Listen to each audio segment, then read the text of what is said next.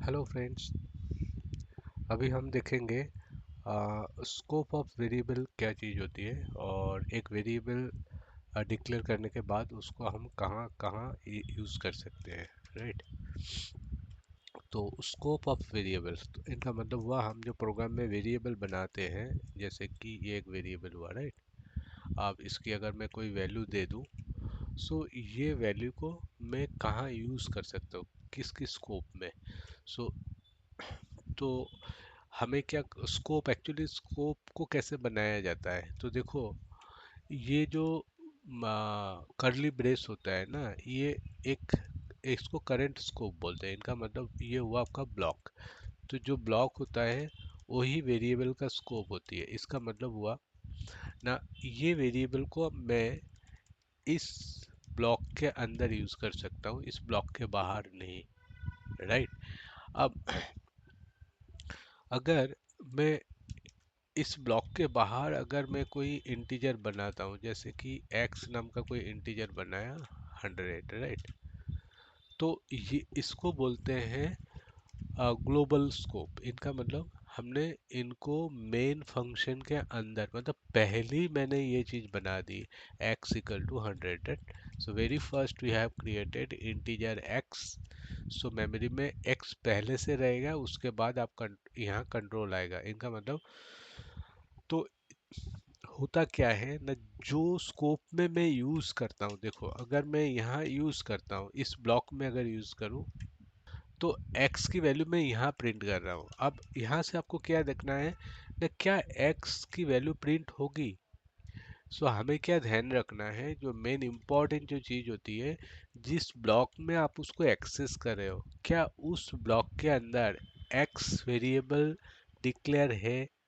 तो ये ब्लॉक यहाँ से शुरू होता है और यहाँ खत्म हो जाता है, तो क्या डिक्लेयर है, नहीं है। राइट। यहाँ तो कुछ नहीं है। सॉरी। अगर वो नहीं है तो क्या ये एरर देगा ना। वो क्या करेगा, अगर इस ब्लॉक पे नहीं है तो वो क्या करेगा, इस ब्लॉक के बाहर जो पेरेंट एरिया होता है, इनका मतलब जो ग्लोबल एरिया होता है। राइट। सो ग्लोबल एरिया के अंदर अगर डिक्लेयर है तो वो यहाँ प्रिंट करेगा। इसका मतलब हुआ जो स्कोप में मैं यूज करूंगा, उस स्कोप के जो पेरेंट स्कोप होता है, तो ये हमारा जो प्रोग्राम का मेन ब्लॉक होता है। तो मेन ब्लॉक होता है। राइट। तो मेन ब्लॉक के ऊपर कौन होता है ना, ग्लोबल होता है। सो ये ग्लोबल हुआ। राइट। सो इस ब्लॉक का पेरेंट एरिया कौन सा हुआ, ये वाला। तो यहाँ अगर डिक्लेयर करके मैंने कोई वेरिएबल रखी है, तो उसका यूज मैं यहाँ कर सकता हूँ। तो ये मैं कर सकता हूँ। देखो अभी इनका आंसर जो आएगा वो आपको 100 देगा। प्रोग्राम का नाम क्या दिया, प्रोग छोटा कर दिया मैंने। ओके, 4C या कुछ भी नाम देते हैं, 4। राइट। और इसको मैं 4। अब देखो एंटर मारूंगा ना, तो आपको देखो x इक्वल टू 100 दिया, बट यहाँ देखो 100 मैंने कोई डिक्लेयर नहीं किया, तो ग्लोबल में से वो ले लेता है। राइट। इनका मतलब उनके पेरेंट में से लेता है। तो मेन का पेरेंट कौन है, ये। राइट। अब देखते हैं, अगर मैं यहाँ डिक्लेयर कर दूं integer, integer x equal to 50, और मैं इसको रन करता हूँ, तो इसका मतलब क्या हुआ ना, यहाँ प्रिंट कर रहे हो तो हमेशा क्या चेक होगा ना, ये जो लाइन है इस किस ब्लॉक में है ना, आपके इस ब्लॉक में है। क्या इस ब्लॉक में x नाम का कोई वेरिएबल है, अगर है तो वो यहाँ प्रिंट करेगा। राइट। तो यहाँ क्या दिखाएगा ना, x इक्वल टू 50।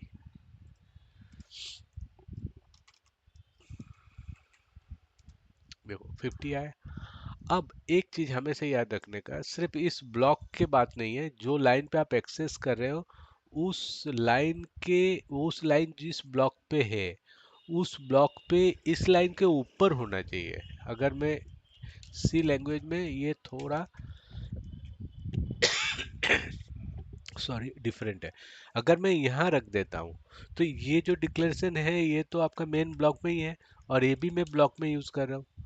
बट यहाँ आपको 100 देगा ना कि 50, क्योंकि जब आप एक्सेस कर रहे हो तो वो क्या दिखता है प्रिंट है, जब मैं एक्स को एक्सेस कर रहा हूँ, क्या एक्स करंट ब्लॉक में, यहाँ मुझे कई जगह पे मिला करंट ब्लॉक में, जब कंट्रोल आता है यहाँ जैसे इस तरह से आता है तो ऊपर कहीं मिला नहीं मिला, वो नीचे है, तो वो एक्सेसिबल नहीं होगा, राइट। तो यहाँ नहीं है, यहाँ नहीं है, तो वो क्या करेगा ना, इस ब्लॉक के जो पेरेंट ब्लॉक है जिसको हम ग्लोबल बोलते हैं वहां जाके चेक करेगा, वहां है।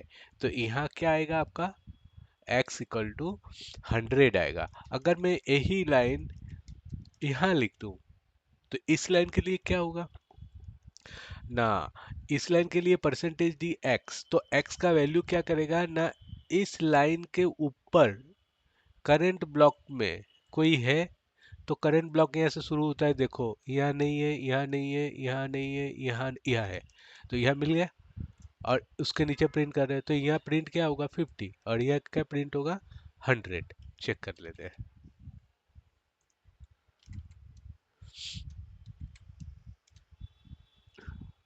राइट। तो ये स्कोप है। अब सोचो आ, आ, और अगर हम ऐसा फॉल्स स्कोप बनाते हैं तो स्कोप कैसे बनाया जाता है ना, ब्लॉक कैसे बनाया जाता है ना, इस तरह से। तो सोचो मैंने एक ब्लॉक बना दिया, राइट, अब बना सकते हो ऐसे ब्लॉक, और एक ब्लॉक आपने बना दिया और यहाँ प्रिंट टाइप किया। अब सिंपली सोचो, अब देखो क्या हो सकता है, अभी इसमें प्रिंट क्या होगा ना, वही बात है, ये कौन से ब्लॉक में है ना, वो ये ब्लॉक में है। तो इस ब्लॉक पे इस लाइन के ऊपर कोई लाइन है, मतलब यहाँ कोई है, यहाँ आपको इंटीजर एक्स दिखता है या नहीं दिखता है, राइट। तो वो क्या करेगा, वो बाहर के ब्लॉक में जाएगा, मतलब पेरेंट ब्लॉक में जाएगा। तो इसका पेरेंट ब्लॉक कौन है ना, ये है, राइट। तो इस ब्लॉक पे, इस ब्लॉक के ऊपर, मतलब पेरेंट ब्लॉक यहाँ से चालू होता है, तो यहाँ से आपको कोई जगह पे इंटीजर एक्स दिखता है नहीं दिखता है, नहीं है। तो ये जो है ये तो पूरा एक ब्लॉक है, तो ब्लॉक के अंदर जाके काउंट नहीं करेगा। तो ये ब्लॉक के अंदर जो इंटीजर एक्स रखे हो ना, इनको काउंट नहीं करेगा क्योंकि वो इंडिविजुअल ब्लॉक है, राइट। तो उसको इंटीजर एक्स यहाँ नहीं मिला, यहाँ देखो एक लाइन, यहाँ दो लाइनें, यहाँ भी नहीं मिली, तो वो क्या करेगा ना, मेन ब्लॉक के बाहर जाएगा, और मेन ब्लॉक के बाहर मतलब ग्लोबल एरिया में कोई एक्स मिलता है उसको, हाँ मिलता है, तो वो क्या प्रिंट करेगा यहाँ 100 प्रिंट करेगा, राइट। चेक करते हैं, देखो x इक्वल टू 100 है, राइट। और ये चीज अगर मैं यहाँ प्रिंट करवाऊँ तो ऑब्वियसली क्या प्रिंट करेगा 50, यहाँ 50, और यहाँ क्या प्रिंट करेगा 100, राइट। लेट्स चेक,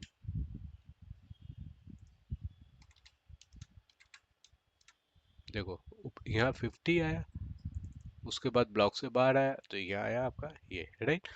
तो अच्छा, अगर मैं यहाँ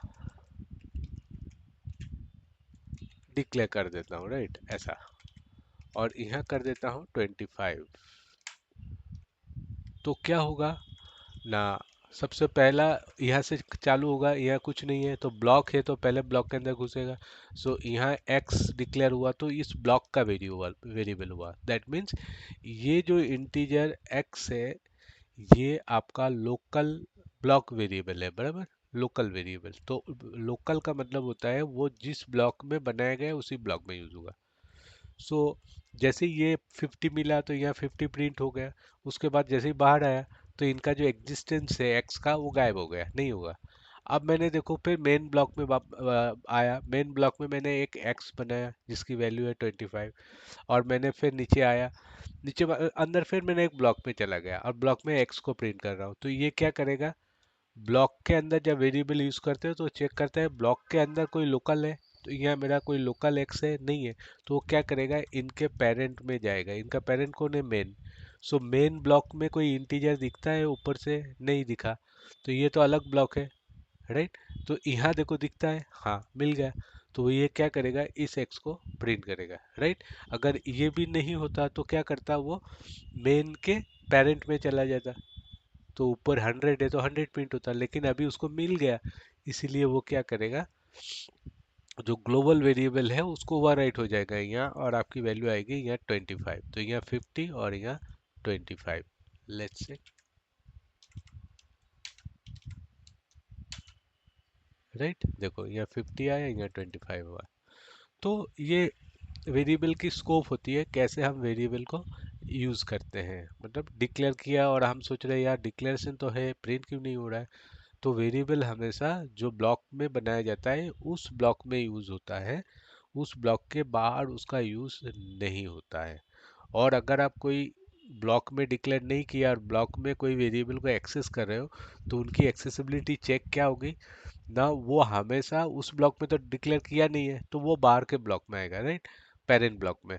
फिर पेरेंट ब्लॉक में देखेगा कोई बना हुआ है तो उसको ले लेगा, अगर नहीं हुआ है तो फिर वो पेरेंट के पेरेंट पे जाएगा, राइट। तो इस लेवल, इस तरह से आप कितने भी यहाँ ब्लॉक बना सकते हो। सोचो मैंने यहाँ एक ब्लॉक बना दिया, देखो, अब इधर ब्लॉक बना दिया और ये चीज को मैंने यहाँ प्रिंट किया, तो आप बताओ क्या प्रिंट होगा यहाँ। यहाँ प्रिंट क्या होगा ना, यहाँ देखो कुछ इस ब्लॉक के अंदर आपने कुछ रखा नहीं है, तो वो क्या करेगा, इनके पेरेंट ब्लॉक कौन है, ये है, राइट, ये है, तो वो क्या करेगा ना, यहाँ डिक्लेरेशन देखेगा, हाँ मिल गया, तो यहाँ भी 50 आएगा, इधर भी 50 आएगा। लेकिन अगर मैं थोड़ा सा घुमा दूं ऐसा, इस लाइन को यहाँ कर दूं ऐसा, अब देखो क्या होगा ना, एक ब्लॉक बनाया, दूसरा ब्लॉक के अंदर फिर मैंने प्रिंट किया, तो इस ब्लॉक में कोई आपको दिखता है इंटीजर एक्स, नहीं है, तो बाहर के ब्लॉक में आएगा। सो बाहर के ब्लॉक कौन सा हुआ आपका, ये वाला ब्लॉक हुआ। तो इस ब्लॉक में कोई इंटीजर एक्स दिखता है, नहीं है। आप बोलोगे इधर तो है, बट वो इसके नीचे है, इसीलिए वर्क नहीं करेगा। ये अगर ऊपर होता तो वर्क करेगा।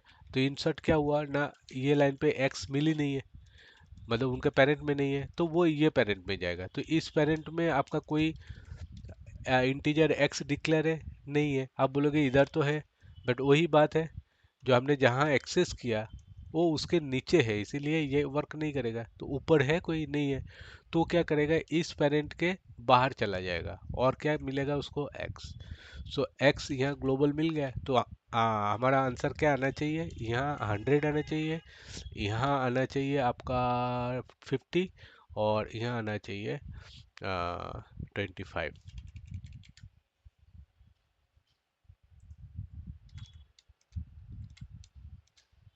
देखो 100 आया, 50 आया, 25 आया, राइट।